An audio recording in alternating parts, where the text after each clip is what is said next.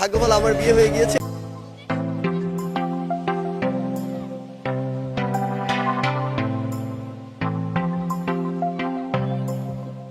সুপ্রিয় দর্শক, অবশেষে বিয়ে করতে চলেছেন বৈষম্য বিরোধী ছাত্র আন্দোলনের অন্যতম সমন্বয়ক সার্জিস আলম। বিস্তারিত জানতে ভিডিওটি না টেনে শেষ পর্যন্ত দেখতে থাকুন।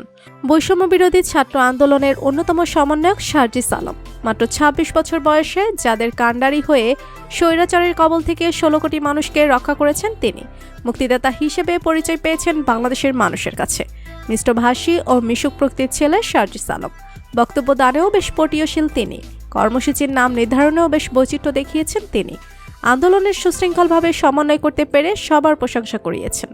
মাসখানেক আগেও বাংলাদেশের কয়েকজন মানুষ চিনতেন সার্জিস আলমের নাম। সেই সার্জিস আলম বর্তমান বিশ্বে বিভিন্ন স্থানে পরিচিত নাম হয়ে উঠেছেন। জুলাইয়ের মাঝামাঝি সময়ে সার্জিস আলমকে কিডন্যাপ করার পর থেকে বৈষম্য বিরোধী ছাত্র আন্দোলনের এই সমন্বয়কের নাম ছড়িয়ে পড়তে থাকে। আন্দোলনকারী ছাড়া সার্জিস আলমের রয়েছে রাজনৈতিক পরিচয়। তিনি গণতান্ত্রিক ছাত্র শক্তির কেন্দ্রীয় নেতা।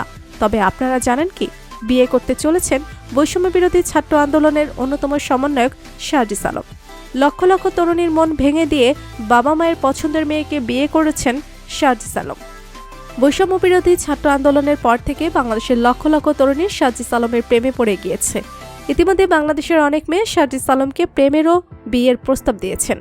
সার্জিস আলমের বিয়ের বিষয়ে তার বাবার কাছ থেকে জানতে চাইলে তিনি বলেন, সার্জিস আলমকে এখন বিয়ে দেওয়ার অন্যতম কারণ হলো বর্তমানে সার্জিস আলমকে অনেক মেয়ে প্রেমের ও বিয়ের প্রস্তাব, যার জন্য ভবিষ্যতে যেন সার্জিস আলম কোনো নারী কেলেঙ্কারিতে না জড়ায়, সেজন্য তাকে এত তাড়াতাড়ি বিয়ে দেওয়া হচ্ছে।